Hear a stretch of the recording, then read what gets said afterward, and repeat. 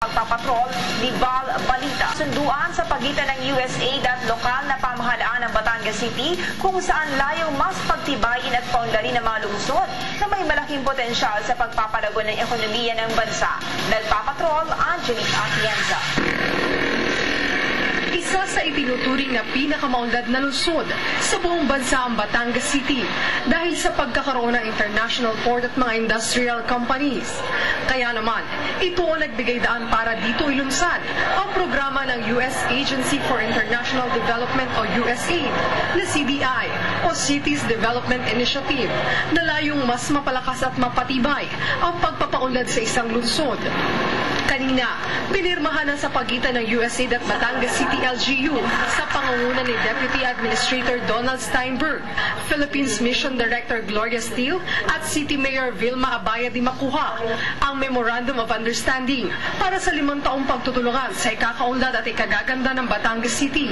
There are a number of criteria that we use in selecting the cities.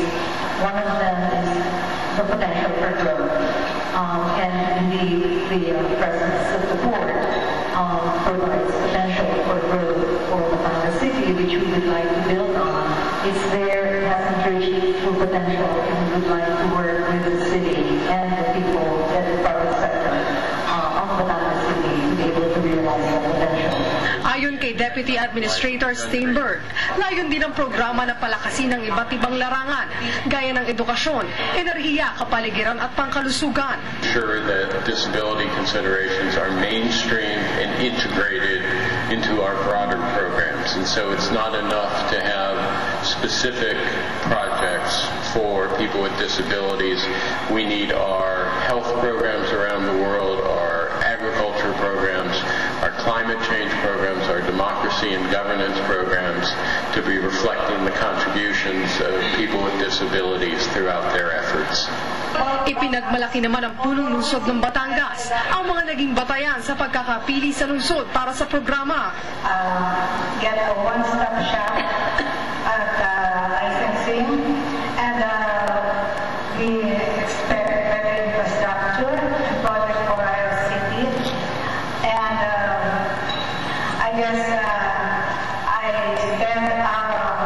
we're trying to level up and compete globally.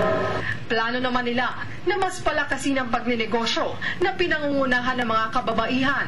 Malaking bahagi raw kasi ng populasyon sa ngayon ng mga ito. Malaki naman ang pagsang-ayon dito ni DTI Undersecretary Merly Cruz. Ayon sa kanya, mas mapapaunlad ang mga kababaihan sakaling maging matagumpay ang mga proyektong ito. I-harness natin further ang energy ng kababaihan. Dahil one thing is, I think we are at a time that women have realized their role in economic development, not only in housekeeping. May kaibahang trait ang kababaihan sa Pilipinas, no? Like for instance, women are becoming more and more enterprising. Okay? Of course, may kasabihan na it's the women that who hold the purse, and therefore they can always think of being entrepreneurial. Kauna-unahan ang paglulunsad sa Batangas City sa buong bansa at target ding ipatupad ito sa Iloilo City at Cagayan de Oro City. Angelique Atienza, Patrol ng Pilipino.